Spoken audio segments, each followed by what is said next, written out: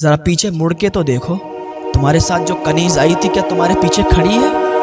جب ملکہ نے پیچھے مڑ کے دیکھا تو کنیز غائب تھی، کنیز نہیں تھی وہاں پر، وہ چلی گئی اور دروازہ بند کر دیا۔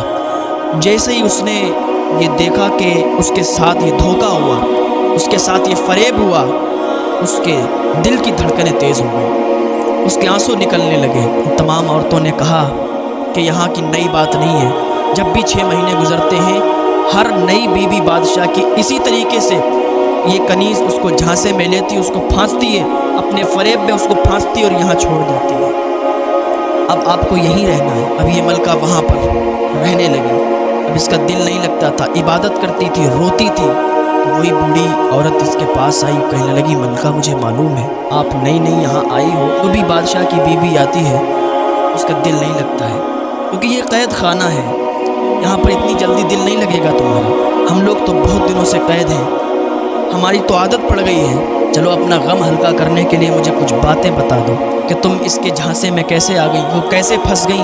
اس بوڑھی خاتون نے جب اتنا پوچھا تو وہ کہنے لگی سنو، ہمارے ابا جان تھے، ہماری ایک چھوٹی بہن تھی، ہمارے ابا جان بہت نیک تھے، ہماری چھوٹی بہن ہم بہت خوشی خوشی رہتے تھے، ابا جان 5 وقتہ نمازی تھے، میں اور میری بہن 5 وقتہ نمازی تھی، ایک ٹائم کی نمازیں قضا نہیں ہوتی تھی، ابا جان ہمارے تہجد کی نماز بھی پڑھتے تھے، ہر وقت اللہ کا شکر ادا کیا کرتے تھے، ہر وقت اللہ کی عبادت کیا کرتے تھے۔ میرے ابا کی آرزو تھی کہ وہ حج کریں، حج میں جانے کے لیے بہت تڑپا کرتے تھے۔ ایک دن ان کا بلاوا آ گیا اور وہ حج جانے کے لیے تیار ہو گئے۔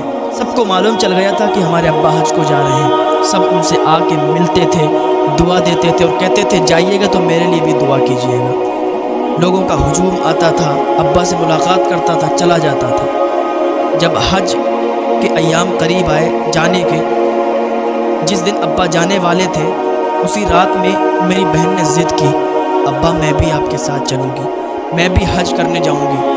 ابا اس کی ضد پر راضی ہو گئے، ابا نے اسے منع بھی کیا لیکن وہ مانی نہیں، تو ابا کی بڑا لاڈلی تھی، ہم سب کی لاڈلی تھی، تو ابا نے کہا ٹھیک ہے تم بھی چلو۔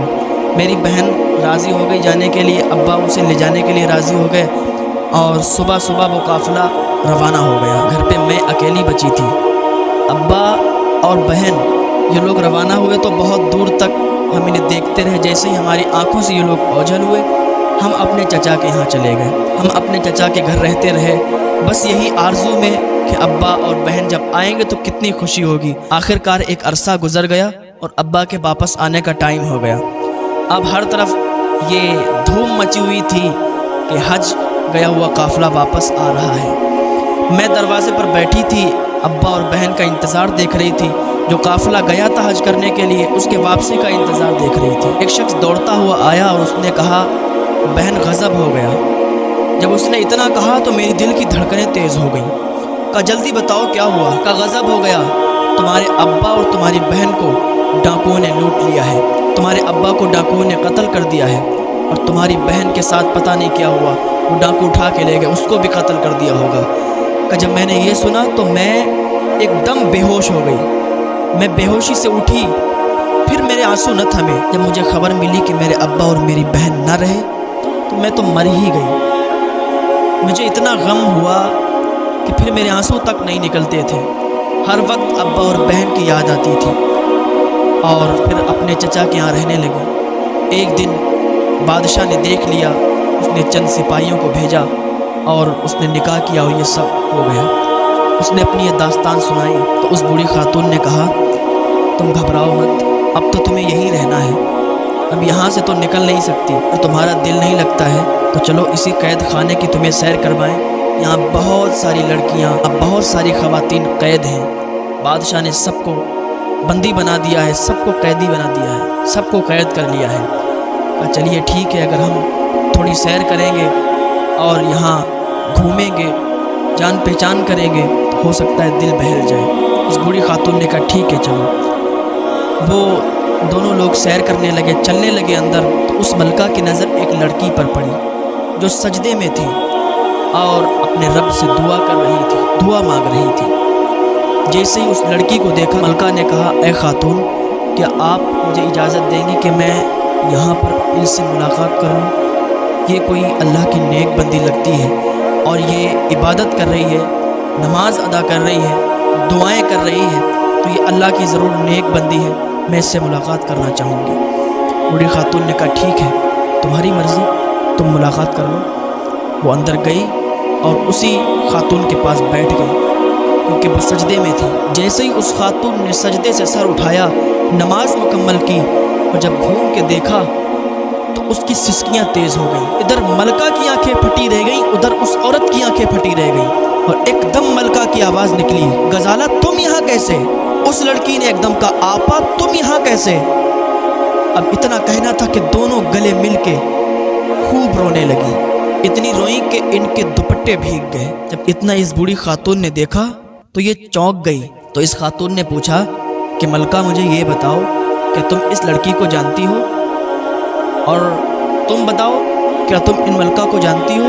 तो मलका ने कहा हाँ, ये मेरी सगी बहन है जिसका मैं तुम्हें जिक्र कर रही थी कि डाकू से उठा के ले गए, ये मेरी वही बहन है। कि अच्छा ये तुम्हारी बहन है?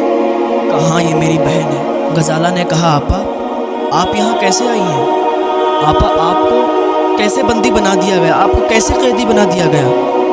उसने कहा गजाला मुझसे कुछ मत पूछो, पहले तुम बताओ कि तुम्हारे साथ क्या मामला हुआ, तुम यहाँ तक कैसे पहुँची? गजाला ने कहा आपा कुछ मत पूछो, कैसे यहाँ तक पहुँची हूँ?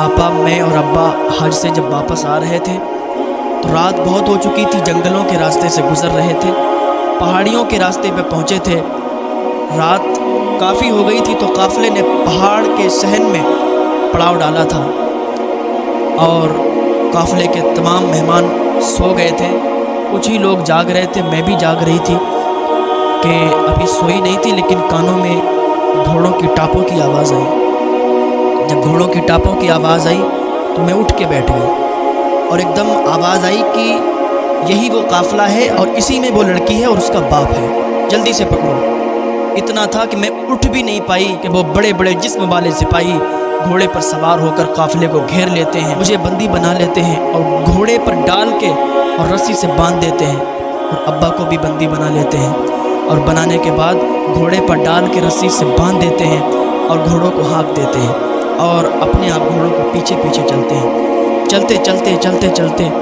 इतना चले कि पूरी रात चले, सुबह हो गई, एक जगह ठहरे। उन्होंने अब्बा को भी खोला, हमें भी रस्सियों से खोल दिया। सुबह हो गई थी, जिस्म टूट रहा था। अब हमने क्या किया, फजर की नमाज अदा की। हमें मालूम भी नहीं था कि हम लोग जा कहाँ रहे हैं, हम लोग कैद क्यों किए गए हैं। नमाज अदा की, अल्लाह से दुआ की, फिर उन लोगों ने हमें बंदी बना लिया, फिर उन लोगों ने हमें रस्सियों से घोड़ों पर बांध दिया और चलते चलते बस एक महल सामने पड़ा। महल के दरवाजे पर आके उन्होंने रस्सियों से खोल दिया, जिस्म बिल्कुल चूर था, हम लोग नींद बेहोश थे, आधे बेहोश हो चुके थे। अब वहाँ पर कनीज़ों ने मुझे घेर लिया और अब्बा के साथ क्या हुआ मुझे पता नहीं, पता यही चला है कि अब्बा को कत्ल कर दिया गया है। और मुझे कनीज़ें अंदर ले गई महल के अंदर और सब मुझसे कहने लगी खुश आमदेद, खुश आमदेद, तुम्हें मुबारक हो कि तुम बादशाह की मलका बनने वाली हो, तुम बादशाह की बीवी बनने वाली हो, महल की रानी बनने वाली हो। जब ये मैंने सुना आपा तो मैं बहुत डर गई कि ये क्या हो रहा है मेरे साथ। बहरहाल वो कनीज़ें मुझे ले गईं और कहा कि जल्दी से तुम दुल्हन बन जाओ, बादशाह तुमसे शादी करने वाला है, तुमसे निकाह करने वाला है। क्योंकि आपा बादशाह ने मुझे कहीं देखा था, उसका दिल आया और उसने अपने सिपाहियों को भेजकर और मुझे अपने महल में बुलवा लिया था। कनीज़ें आईं, वो तश्त लेकर, नए नए कपड़े लेकर, हीरे जवाहरात लेकर, हार लेकर, और कहा जल्दी से तैयार हो जाओ, तुम्हारा निकाह बादशाह के साथ होने वाला है। मैं रोने लगी और मेरे दिल की धड़कनें तेज़ हो गईं। या अल्लाह ये क्या हो रहा है? या अल्लाह क्या मेरी मदद करने के लिए कोई नहीं आएगा? क्या आसमान से कोई जमात नाजिल नहीं होगी? मैं दुआ करती रही। उसमें से एक कनीज़ बहुत तेज़ थी, आई और कहने लगी तुमने अभी इसको तैयार नहीं कर पाया? बादशाह सलामत को देर हो रही है, वो निकाह करने की ख्वाहिश रखते हैं, वो निकाह करेंगे और तुमने अभी इसको तैयार नहीं कर पाया। तो और कनीज़ें बोली कि ये तैयार नहीं हो रही है, ये मना कर रही है, ये काबू में नहीं आ रही है। تو اس نے کہا ٹھیک ہے ابھی جاتی ہوں اور ابھی یہ تیار ہوگی۔ وہ جا کے کچھ چند کنیزوں کو بلا کے اور لاتی ہے اور ان سے کہتی ہے کہ اس کو جلدی سے تیار کرو، دیکھتے ہیں کہ اس میں کتنا دم ہے، اور مجھ سے کہتی ہے دیکھتے تم میں کتنا دم ہے کہ تم تیار نہیں ہوگی۔ وہ کنیزیں مجھے پکڑتی ہیں، مجھے تیار کرتی ہیں، اور جیسے ہی انہوں نے مجھے تیار کر دیا، کپڑے پہنا دیے، میں رونے لگی، چیخ مار مار کے رونے لگی۔ اب میں دعا کر رہی تھی کہ کاش کوئی جماعت آسمان سے نازل ہو جائے۔ اے گنبد خضرا کے مکین، کیا کوئی ایسا نہیں آئے گا جو ہماری مدد کے لیے آ جائے؟ اے گنبد خضرا کے مکین، کسی کو مدد کرنے کے لیے بھیج دو، کوئی جماعت آ جائے جو ایک دم آسمان سے نازل ہو جائے اور سب کو تباہ کر دے، مجھے بچا لے۔ یہ دعا کر رہی تھی کہ ابھی ایک آواز